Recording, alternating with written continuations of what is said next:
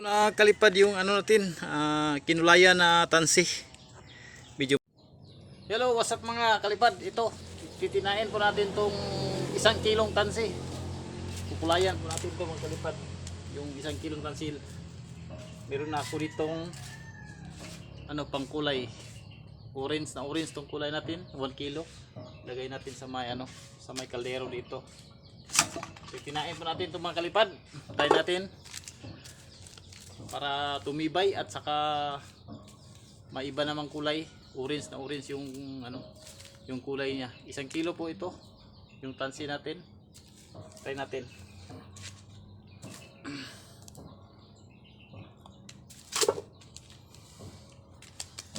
Ito na yung jubos mga kalipad.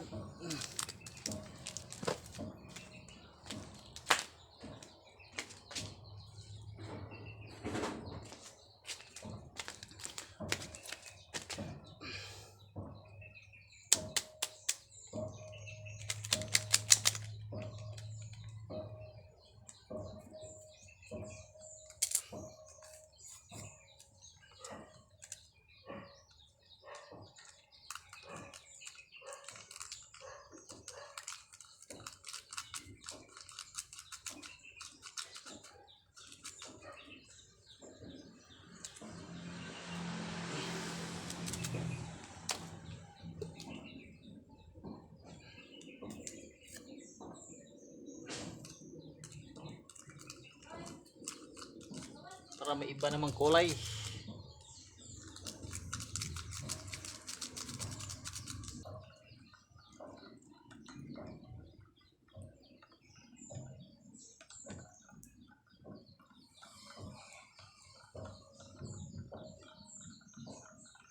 Ito na, yung tinunaw natin na jubos. Lagay natin ito sa may kaldero. Bali, lagay natin tatlo yung lagay natin. Na kulay.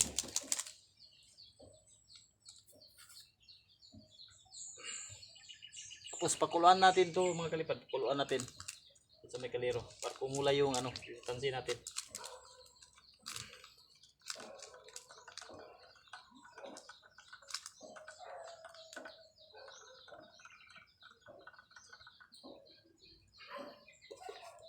Ito, lagay natin to sa kaldero. Yan.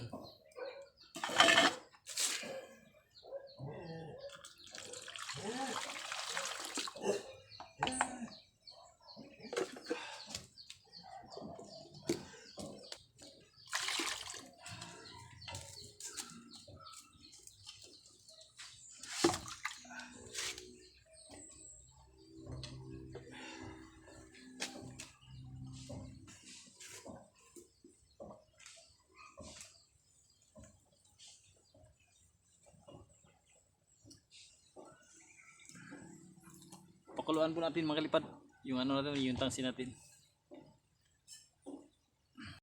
Pakuluin po natin ng 30 minutes mga kalipad para kumulay siya.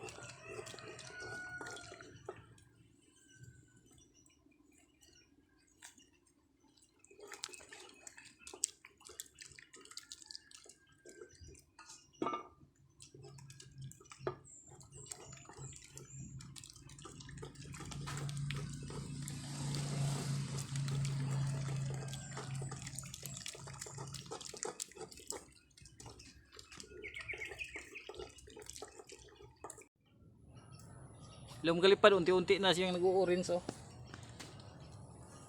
Tingnan niyo mga kalipad, ito umu-orange na orange yung color natin, yung kinulay natin.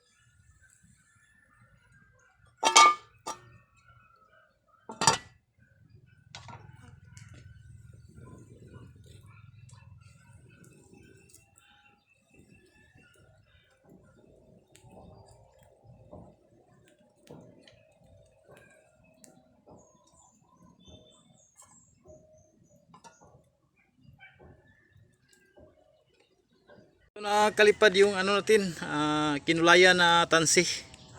Medyo mainit pa kalipad, maya na dito ilipat sa pulunan. Ito magalipad, parang tingkad na tingkad yung kulay niya.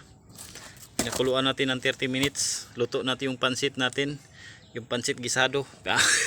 Pansit gisado, hindi naman pansit gaso. Kinulayan natin para mga kalipad, maiba yung kulay at saka naman kalipad,